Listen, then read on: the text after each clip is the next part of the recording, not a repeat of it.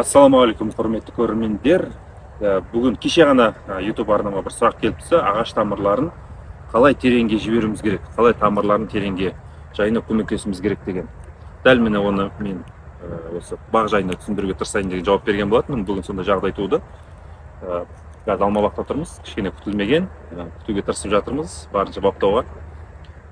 Ағаштың тамырларын қалай жан-жаққа немесе тереңге немесе жақсылап қоректендіретін жібере аламыз.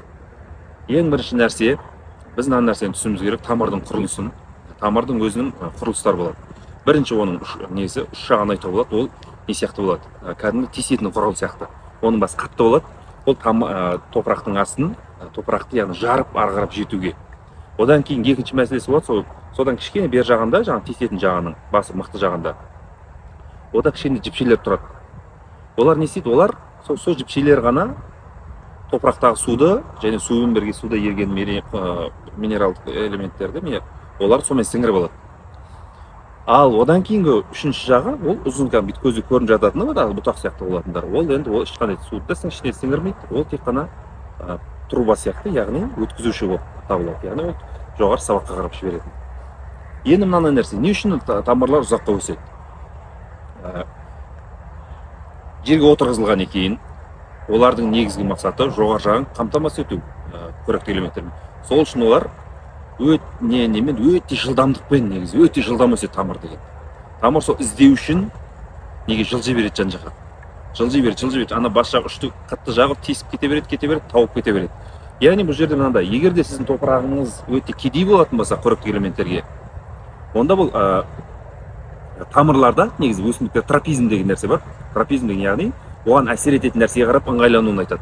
Мысалы, өзімізде байқаймыз, ағаштардың өсіп тұрған кезде күн түсетін жағы, яғни жақсы дамиды. Яғни күн сәулесіне қарап ыңғайлануы. Одан кейін немесе үйдің ішінде қараңғы жерде гүл өсіретіндер біледі, жарқыға ұмтылатынын білеміз.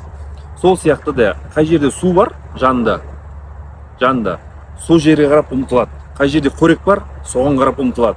Яғни сіз ағаштарыңыз барлық жер, топырағыңыз барлық жерін толық бірдей қамтамасыз ететін болсаңыз, онда ол тамырлары бірдей жайылатын болады. Бірдей әдемі болып жайылатын болады. Ал егер де бір мынандай жағдай, егер де сіздің топырағыңыз кедей болса, су ылғал дұрыс жетіспейтін болса, онда тамырлар жаңа іздеумен әлек болады. Жаңа қоректі элементтермен суды. Сол себепті де ол ештеңе таба алмағандықтан, тапса да аз тапса, жетіспегендіктен, ол бүкіл энергиясын соған жұмсап қояды. Яғни тамырыңыздың күші қоректі заттар сіңіруге емес, оны іздеуге кетті деген сөз. Сол үшін сіздің негізгі мақсатымыз топырақты біркелкі қоректендіруіміз керек.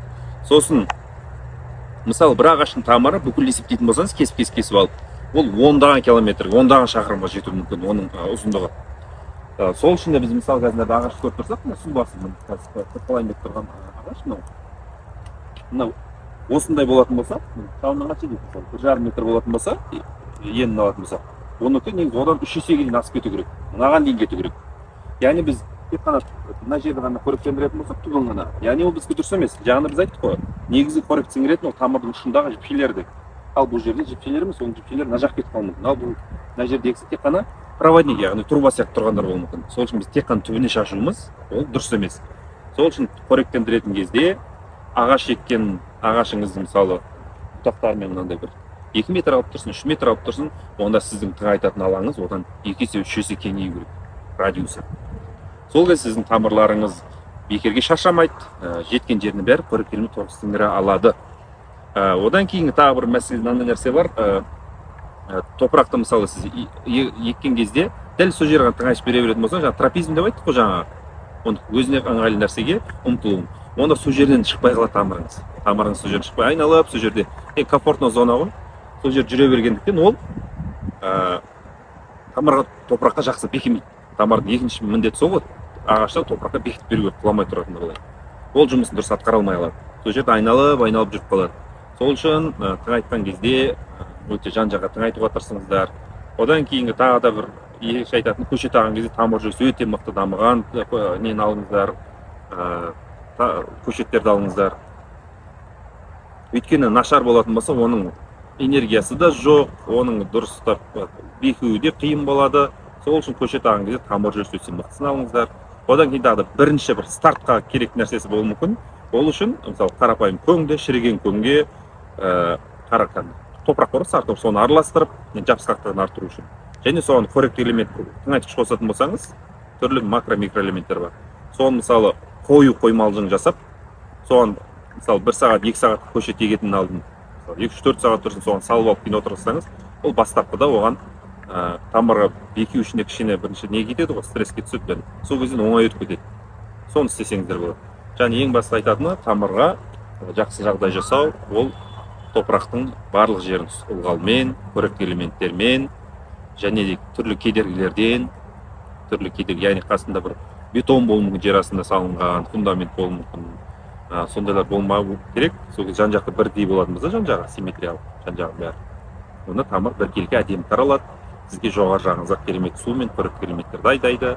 Ал жоғарыңызға барғаннан кейін, жоғары жақта түзілген негізгі құрылыс заты ол көмірсулар, ол тамырды өсіретін болады былай. Яғни екі жақ күшті бір-бірімен жұмыс жасайтын болады. Яғни тағы да жоғары жақ жұмыс істеу үшін ол күн сәулесі дұрыс түсуін қамтамасыз еткен абзал. Бұл қысқасы кешегі түскен сұраққа жауап. Егер сұрақтарыңыз болатын болса, сұрасаңыздар болады.